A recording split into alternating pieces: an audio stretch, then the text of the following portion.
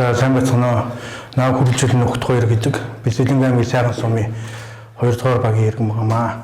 За би энэ power lifting спортоор бол ерөнхийдөө 2013 оноос хойш яг хичээлж эхэлсэн. Хичээлж эхлээд яг тэмцээнд бол 2016 оноос хойш ерөнхийдөө тэмцээн уралдаанд орж амжилт гаргаж эхэлсэн. Тэмцээн уралдаанд орохдоо бол би ерөнхийдөө энэ Сэлэнг аймгийнхаа нэрийг болон сайхан сумынхаа нэр дээрээс ордог. Тэгээ мөн Аз болон Европ дэлхийн аварга тэмцээнүүд дуудаараа амжилттай болсон байгаа. 2011 онд хамгийн анхны тэмцээн манд ерөнхийдөө 2016 онд орж эхэлсэн. Олон улсын чанартай тэмцээн бол 2017 оноос анх Азийн цомд явж эхэлсэн.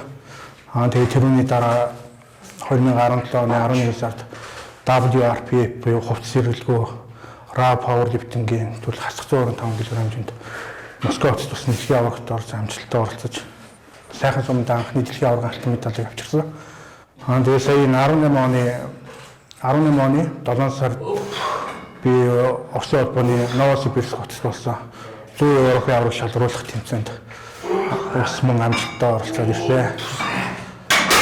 Одоо Сэлэнг аймгийнхаа сайхан сумын шүүгэн шийдвэрийн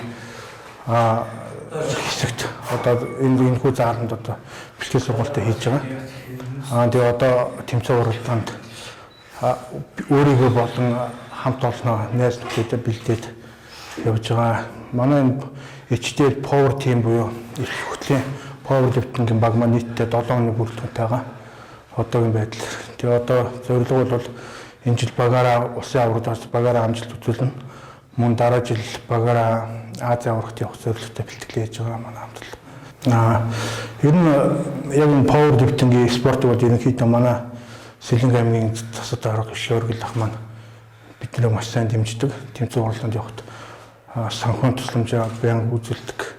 Мөн манай хөтлөөс гаралтаа анх жаргал гэдэг аншиг компани захирал мөн анх жаргал гэдэг ах манайгаа тэр ах маань бас биднийг тэмцээн уралдаанд явахд маш их тусал дэмждэг. Тэр ихтэй буян лүдийн амжилтуудыг гаргаад өгч байна.